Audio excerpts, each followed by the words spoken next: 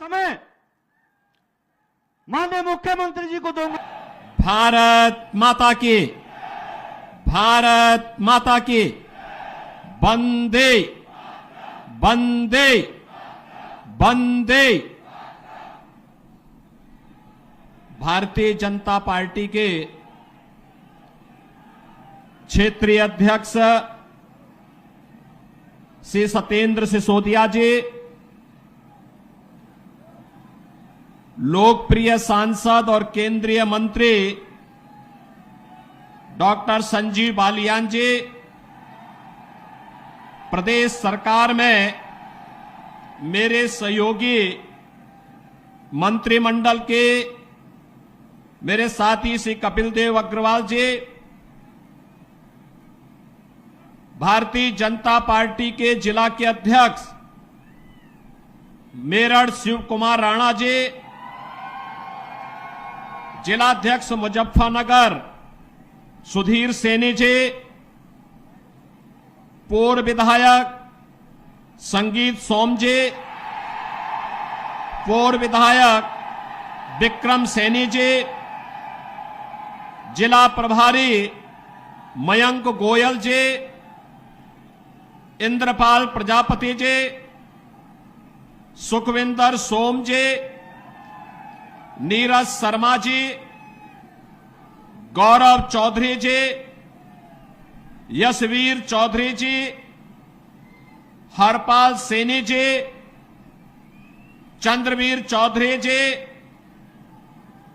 सुनील भराला जी, लोकेश प्रजापति जी, विमल शर्मा जी और भारी संख्या में उपस्थित सरधना क्षेत्र से उपस्थित बहनों और भाइयों,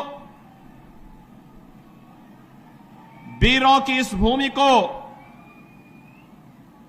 अन्नदाता किसानों के परिश्रम और पुरुषार्थ से सोना उगलने वाली इस भूमि को, भारत के इतिहास को बनाने वाली इस धरा को नमन करते हुए वासंतीय नवरात्रि की द्वितीया तिथि को मैं आप सबका हृदय से अभिनंदन करता हूं। बहनों और भाइयों, मैं अभी जम्मू कश्मीर के उधमपुर से आ रहा हूं। आप अनुमान करिए, जैसी सभा यहां पर हो रही है, इतनी ही निश्चिंतता में वहां पर भी मैंने सभा की है। क्या 10 वर्ष पहले जम्मू कश्मीर में इस प्रकार की सभा संभव थी? क्या नहीं थी ना।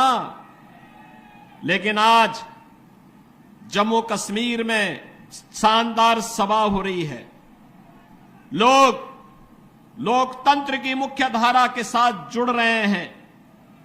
जम्मू कश्मीर में भी वैसे विकास के कार्य हो रहे हैं जैसे आपके मेरठ में हो रहे हैं, उत्तर प्रदेश के अंदर हो रहे हैं, दिल्ली में हो रहे हैं। ऐसे ही विकास के कार्य वहां पर भी युद्ध स्तर पर आगे बढ़ रहे हैं।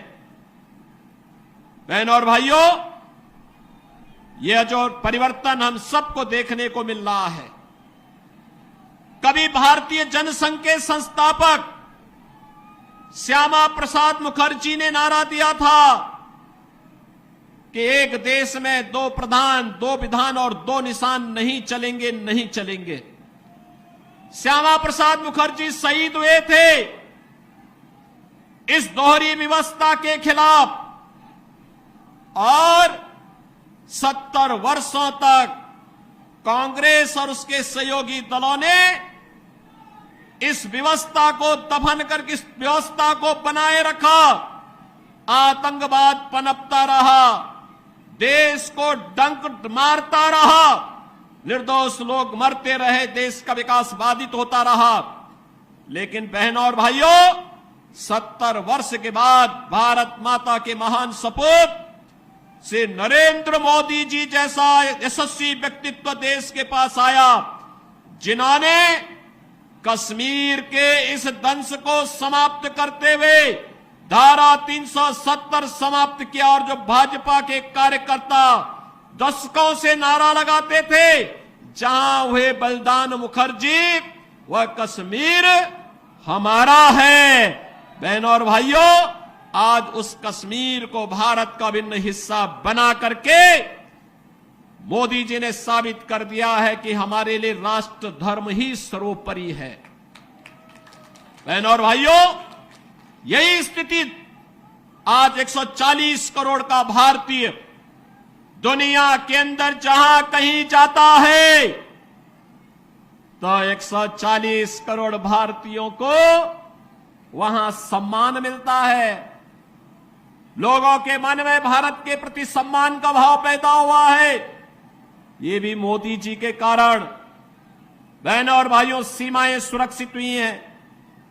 आज आप देखते होंगे अगर कहीं कोई सिलेंडर किसी दुर्घटना से फट जाए ना तो पाकिस्तान सफाई देता है कि नहीं नहीं हमारा कोई हाथ नहीं है इसमें, क्योंकि उसे मालूम है कि कहीं ऐसा ना हो कि कहीं किसी आतंकी गतिविधियों में लिप्त पाकिस्तान परस्त तत्व का हाथ हो और फिर एयर स्ट्राइक में देने के लेने पड़ जाए पाकिस्तान को। बहनों और भाइयों, ये शौर्य और पराक्रम भारत का जो देखने को मिल रहा है, ये मोदी जी के नेतृत्व में भारतीय जनता पार्टी सरकार के कारण। देश के अंदर इंफ्रास्ट्रक्चर का जो कार्य हुआ, highway, railway, metro, expressway, IIT, IIM, medical college और मेरठ को तो कहना ही क्या है। 12 लेन का एक्सप्रेसवे के साथ मेरठ दिल्ली के साथ सीधे जुड़ चुका है। मेरठ के लोग अब दिल्ली में नहीं रहना चाहते, बल्कि दिल्ली के लोग अपने लिए रहने के लिए मेरठ में आवास बनाना चाहते हैं, सरधना में और मुजफ्फरनगर में रहना चाहते हैं। क्योंकि जो दूरी पहले 5 घंटे में तय होती थी, अब उस दूरी को मात्र 45 मिनट से 1 घंटे में तय कर देते हैं। रैपिड रेल 32,000 करोड़ रुपए की राशि केंद्र और राज्य सरकार लगा करके रैपिड रेल की सुविधा के साथ मेरठ को जोड़ चुकी है। और बहनों और भाइयों, उत्तर प्रदेश का पहला स्पोर्ट्स यूनिवर्सिटी मेजर ध्यानचंद जी के नाम पर इसी विधानसभा क्षेत्र में, मुजफ्फरनगर लोकसभा क्षेत्र में बन रही है। 700 करोड़ रुपए की लागत से बन रहा विश्वविद्यालय। जो भी उसका मानक होगा वो इंटरनेशनल स्टैंडर्ड का होगा, कोई समझौता नहीं होगा। और वर्ल्ड क्लास यूनिवर्सिटी आपको हम लोग यहां प्रदान करने जा रहे हैं। मेरठ में 1 डिस्ट्रिक्ट 1 प्रोडक्ट में स्पोर्ट्स आइटम को हम लोगों ने प्रमोट किया है। आज मेरठ की आइटम खेल की सामग्री दुनिया के अंदर बिक रही है। बहनों और भाइयों, मैं आप सबसे ये कहने के लिए आया हूं, एक तरफ विकास और दूसरी तरफ लोक कल्याण और गरीब कल्याण के कार्य। हर घर नल की योजना हो, हर घर बिजली का कार्य हो। एक तरफ भारत 4 वर्ष से 80 करोड़ लोगों को फ्री में राशन की सौगात दे रहा है और दूसरी तरफ भिखमंगा पाकिस्तान कटोरा लेकर के दुनिया के अंदर भीख मांगता हुआ दिखाई दे रहा है। ये परिवर्तन है। अच्छा नेतृत्व आता है, देश को बुलंदियों की ऊंचाई तक पहुंचाता है। गलत लोग चुने जाते हैं, पाकिस्तान जैसी दलिद्रता आ जाती है। और पाकिस्तान में जो दलिद्रता है ये वहां के नेताओं के कर्मों के कारण है, और भारत में जो आज संपन्नता है यहां के यशस्वी नेतृत्व के कारण। मैं बहनों और भाइयों, आप सबसे यही कहने के लिए आया हूं, यही कहने के लिए मैं आपके पास आया हूं। ये जो परिवर्तन आपको देखने को मिल रहा है मेरठ में, पश्चिमी उत्तर प्रदेश में, जो लोग गुमराह करने का कार्य कर रहे हैं, ये वही लोग हैं जिन्होंने संगीत सोम और संजीव बालियान को जेल के अंदर डाल करके यहां की जनता को कर्फ्यू में झोंकने का काम किया था। और मैं आज आपसे ये कहने के लिए आया हूं, ये चुनाव हमारा व्यक्तिगत रूप से किसी व्यक्ति के साथ मतभेद हो सकता है, लेकिन विचारधारा, राष्ट्र धर्म हमारे लिए सर्वोपरि है और इसके साथ कोई समझौता नहीं हो सकता है। जहां पे राष्ट्र धर्म को चुनने की आवश्यकता पड़ेगी, हम सब कुछ छोड़ करके राष्ट्र धर्म को चुनेंगे और राष्ट्र धर्म के लिए अपने आप को बलिदान कर देंगे। इसमें किसी भी प्रकार का कोई संकोच नहीं होना चाहिए और इसीलिए मैं आपका आह्वान करने के लिए आया हूं। हमें वह सरकार चाहिए जो कांवड़ यात्रा चला सके। कर्फ्यू लगाने वाली सरकार नहीं चाहिए, कर्फ्यू लगाने वाले लोग नहीं चाहिए। हम लोग इस बात को ध्यान में दें, जो लोग कर्फ्यू के पक्षधर रहे हैं, दंगा पॉलिसी जिनकी इस पूरे क्षेत्र में यहां के निर्दोष नागरिकों पर झूठे मुकदमे दर्ज करके यहां के नौजवानों के जीवन को जिन लोगों ने निगलने का काम किया था, उन लोगों को कभी माफ करने की आवश्यकता नहीं। जो ये लोग आए होंगे तमाम प्रकार की बातें कहने के लिए आए होंगे। बहनों और भाइयों, मैं आपसे एक बात और कहना चाहता हूं। आपने महाराणा प्रताप का जीवन देखा होगा। महाराणा प्रताप, जब महाराणा प्रताप की बात होती है तो भारत के स्वाभिमान की बात होती है, भारत के सम्मान की बात होती है। स्वधर्म और स्वराष्ट्र के लिए कैसा बलिदान चाहिए। सत्ता नहीं, घास की रोटी खाएंगे, लेकिन विदेशी हुकूमत के सामने कभी सिर नहीं झुकाएंगे। बहनों और भाइयों, जिन लोगों ने कर्फ्यू करके इस क्षेत्र में बहन बेटियों की इज्जत को नीलाम करने का काम किया था, जो लोग यहां की बेटी और व्यापारी के जीवन के लिए खतरा बन चुके थे, उन लोगों को फिर से पनपने का अवसर मत दीजिए। वे लोग आएंगे, दुम दबा करके आएंगे, बाद में गिरेबान को पकड़ करके इस पूरे क्षेत्र में फिर अव्यवस्था और अराजकता फैलाने का कार्य करेंगे। इसलिए मैं आज आपका आह्वान करने के लिए आया हूं।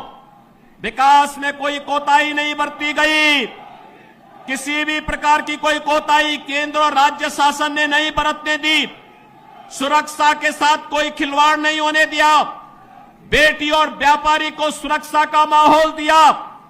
और बहनों और भाइयों, हमें व्यक्तिगत मतभेदों को दरकिनार करते हुए देश के बारे में सोचना है। देश और राष्ट्र धर्म से बढ़कर के हमारे लिए कोई कुछ नहीं हो सकता है। और यही आह्वान करने के लिए आज मैं यहां पर सरधना की भूमि पर आया हूं। ये वीरों की भूमि है और वीरता कभी कायरता नहीं दिखाती है, शॉर्टकट का रास्ता नहीं अपनाती है।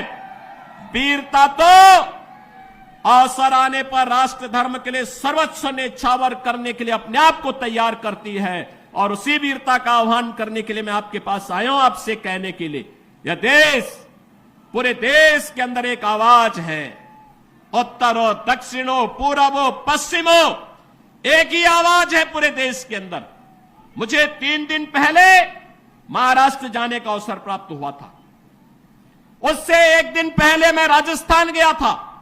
अभी जम्मू कश्मीर से आ रहा हूं और केवल यहां की सभा के लिए आया हूं, अन्यथा मेरे और भी कार्यक्रम थे। मैंने कहा नहीं, मैं जाऊंगा सरधना में, मैं इस बार जरूर जाऊंगा, 24 में मैं जरूर जाऊंगा। और बहनों भाइयों, मैं इसीलिए आया हूं आपसे कहने के लिए, जो लोग गुमराह कर रहे हैं उनके गुमराह में आने की आवश्यकता नहीं। ये लोग कभी नहीं आएंगे। फिर जाति के सौदागर उपयोग करेंगे, बाद में सौदेबाजी करके गायब हो जाएंगे। हमें किसी भी ऐसे व्यक्ति के बहकावे में नहीं आना है जिससे हमारा राष्ट्र धर्म खतरे में आए। याद रखना, इस देश के राष्ट्र धर्म को हमेशा खतरा जब भी आया है, इन्हीं लोगों के कारण आया है जिन्होंने जातीयता के आधार पर समाज के सामाजिक ताने बाने को छिन्न भिन्न किया है, हमेशा छिन्न भिन्न किया है। और बहनों और भाइयों, मैं आपको इस बात के लिए आश्वस्त करता हूं कि कोई माए के लाल बाल बांका नहीं कर सकता है। सुरक्षा की इतनी पुख्ता व्यवस्था हमने की है यूपी के अंदर। आज आप देखते होंगे बड़े बड़े दुर्दांत माफिया और अपराधी किस कदर उनकी दुर्गति हो रही है। आप देख रहे होंगे, जिनके नाम से ही लोग कर्फ्यू जैसा माहौल होता था, आज उनकी दुर्गति क्या है, हर व्यक्ति देख रहा है। इन माफिया और अपराधियों की स्थिति क्या है, आप रोज सोशल मीडिया के प्लेटफॉर्म को उठा करके देखते होंगे। एक दुर्दांत माफिया ऐसा भी था, बहनों और भाइयों, जब वह समाजवादी पार्टी की सरकार के समय चलता था तो मुख्यमंत्री हो या मुख्य न्यायाधीश, इन सब के काफिले रुक जाते थे और माफिया का काफिला निकलता था। और जब हमने कार्रवाई की उस माफिया के खिलाफ और उसको रगड़ करके कोर्ट के सामने प्रस्तुत किया तो उसकी पैंट गीली हो गई थी, उसकी पैंट गीली हो गई थी। और तब हमने कहा था, उस समय उसको हमने कहा था, कानून को रौंदने वाले, आज कानून कितना बड़ा होता है यह एहसास हो रहा है कि नहीं हो रहा है। और निर्दोष लोगों को मारोगे तो मिट्टी भी नहीं मिल पाएगी। और बहनों और भाइयों, इसीलिए मैं आया हूं आपसे कहने के लिए, देखो, जिनकी गर्मी हम शांत कर चुके हैं उनको गर्म मत होने दीजिए। अब इस क्षेत्र को विकास की मुख्य धारा के साथ जुड़ने दो। उनकी सबकी गर्मी शांत हो गई है, वे गए काम से। और इसीलिए मैं आप सबसे अपील करने के लिए आया हूं कि पूरे देश की एक आवाज है, पूरा देश एक ही स्वर में बोल रहा है। और वह बोल रहा है कि फिर एक बार मोदी सरकार, फिर एक बार, थोड़ा जोर से बोलिए, यहां की आवाज दिल्ली तक पहुंचाइए, फिर एक बार मोदी सरकार। यह मोदी सरकार की जो गूंज पूरे देश के अंदर है, इस पूरी गूंज को घर घर पहुंचाना है। मोदी जी का प्रतिनिधि बन करके और स्वयं मेरा प्रतिनिधि बन करके आपको जाना होगा। सहमत हैं? सहमत हैं? हमें कमल चुनाव चिन्ह देखना है, हमें कमल चुनाव चिन्ह देखना है। आप सहमत हैं? सभी लोग सहमत हैं? बहनों और भाइयों, सरधना विगत चुनाव में संजीव बालियान जितने वोट से जीते थे उसके दुगने वोट से जिताने की जिम्मेदारी सरधना को मैं दे रहा हूं। और बहनों और भाइयों, आप जिताएंगे तो मैं दोबारा फिर आऊंगा, यहां पर आऊंगा, फिर दोबारा आकर के आपके साथ बैठूंगा और बैठ करके फिर आपसे चर्चा करूंगा। और इसीलिए आपसे अपील करने के लिए मैं आया हूं, यह जिम्मेदारी आपकी है। मोदी जी को तीसरा कार्यकाल मिलना चाहिए, क्योंकि मोदी जी के नेतृत्व में हमारा भारत ग्लोबल पावर बनेगा, दुनिया की एक बड़ी ताकत बनेगा। ग्लोबल पावर बनने के लिए विकसित भारत चाहिए, और विकसित भारत के लिए विकसित उत्तर प्रदेश चाहिए, और विकसित उत्तर प्रदेश के लिए विकसित मुजफ्फरनगर और विकसित मेरठ भी चाहिए। सहमत है ना? और विकसित मेरठ और मुजफ्फरनगर के लिए कमल चुनाव चिन्ह और भाजपा चाहिए। सहमत हैं? सभी लोग सहमत हैं?